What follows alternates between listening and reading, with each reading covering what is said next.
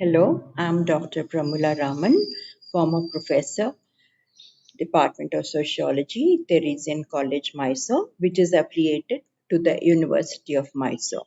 And I'm also very strongly associated with Aadsum, which is the alumni association of the Department of Sociology, University of Mysore.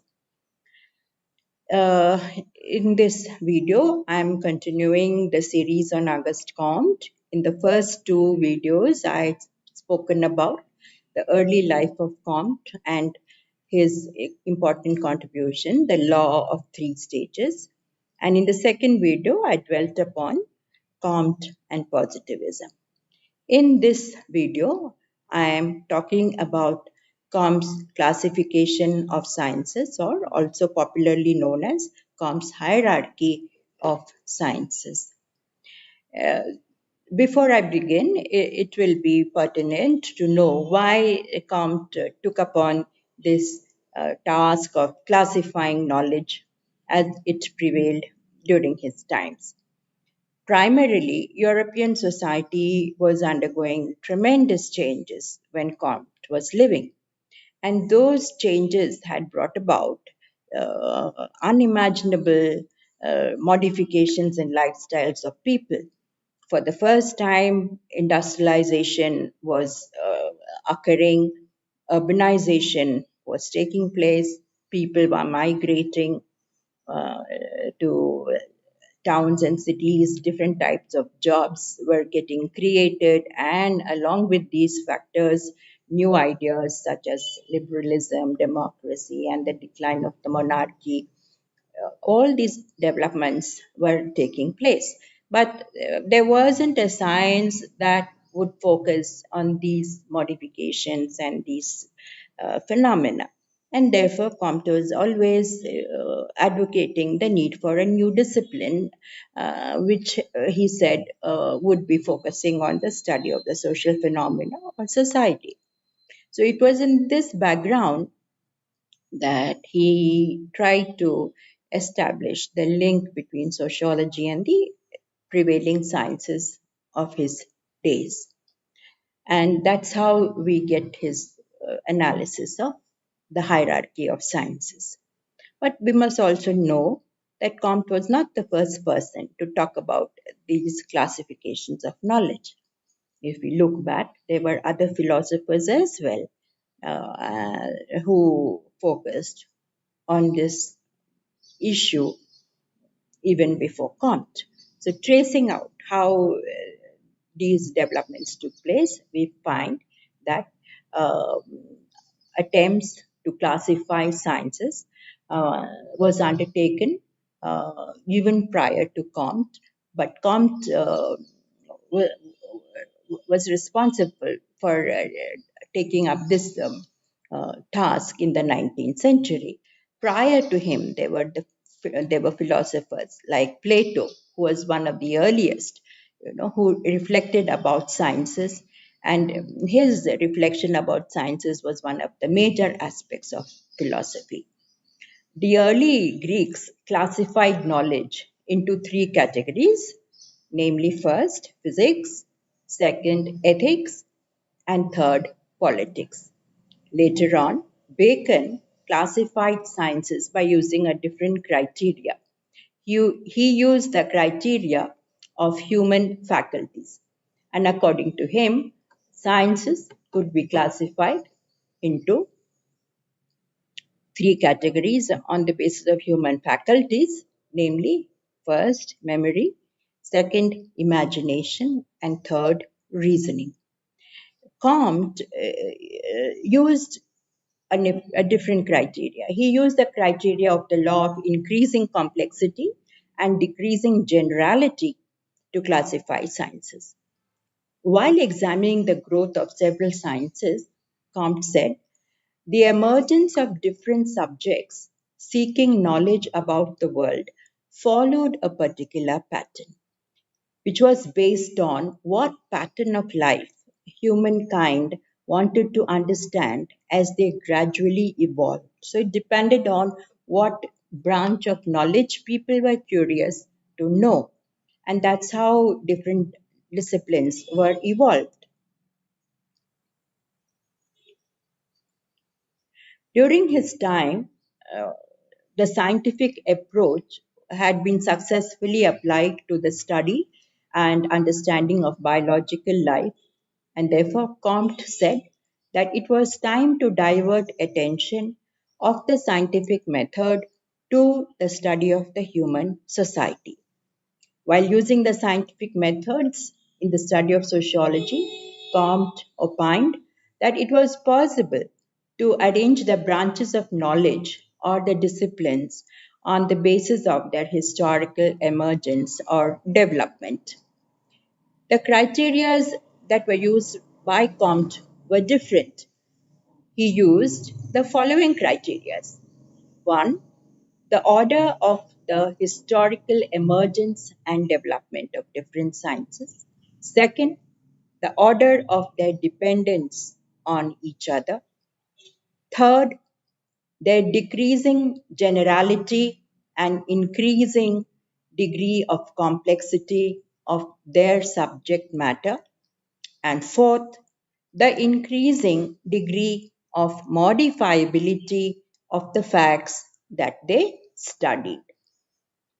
Based on these criteria, the first subject to emerge, according to Comte, was mathematics, followed by astronomy, followed by chemistry, physics, biology, and sociology.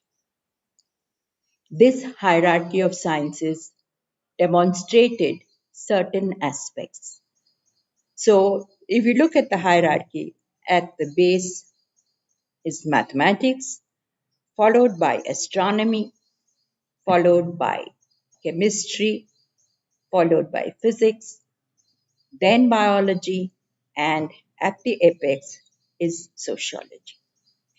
Based on the principles of increasing complexity and decreasing generality and increasing dependence, Comte had presented this hierarchy of sciences. In this hierarchy, the most simple science is at the base. And as we move from the bottom to the top of the hierarchy, that is from mathematics to astronomy, physics, chemistry, biology, sociology, we find decreasing generality. We also find increasing complexity as we move in the hierarchy of sciences. From the base to the top, that is from mathematics to sociology, there is an increasing degree of complexity. There is also the evidence of increasing dependency among the sciences as we move in the hierarchy of the sciences. There is this transition of simple to complex. Again, when we move from the base to the top. In the movement from mathematics to sociology, generality decreases and complexity and dependency increases. Therefore, the evolution of sciences have taken place from mathematics to sociology, and sciences which are most simple and general were the ones which developed first, and they were followed by others. In the emergence of various disciplines, Kant says, in the order he gave, he maintains that each subject's birth is based in the previous subject and that each subject prepares the way for the one that follows it. Each science depends upon its former science for its emergence, marked by increasing complexity and decreasing generality.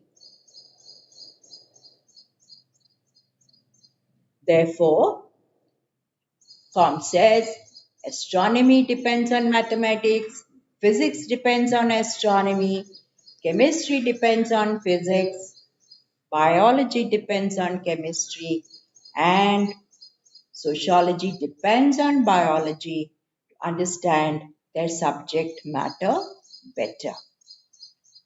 There is also differences in the modifiability in facts in sciences while we move from the base to the apex. More complex the sciences, more will its facts be modifiable. Simple sciences pertains to facts which are concrete and definite.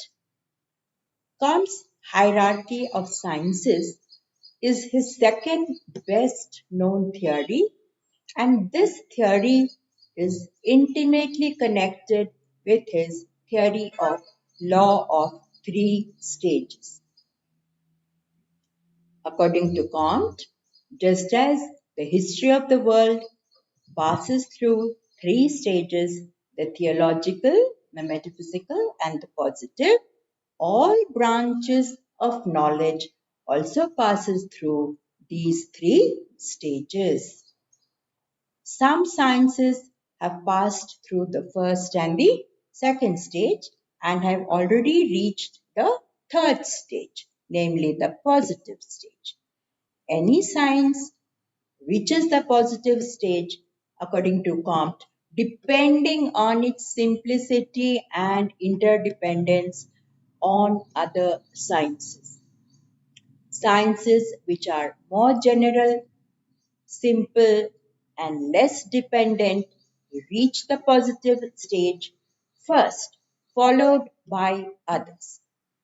Social sciences, the most complex and the most dependent, are at the hierarchy. Mathematics, astronomy, physics, chemistry, and biology have reached the positive stage. Sociology has to reach the positive stage, and it is believed to be in the metaphysical stage. Comte wrote about this hierarchy of sciences in the year 1854 in his System of Positive Polity. The law of classification of sciences has withstood the test of time much better than the law of three stages. It is still popular even today. According to Comte, each science did not come into being by chance, but to find out facts which people had encountered, which could not be explained by the already existing sciences. In order to understand the new conditions, new methods were also needed. This was what Comte said. He also stressed that each science had its own independent sphere of study.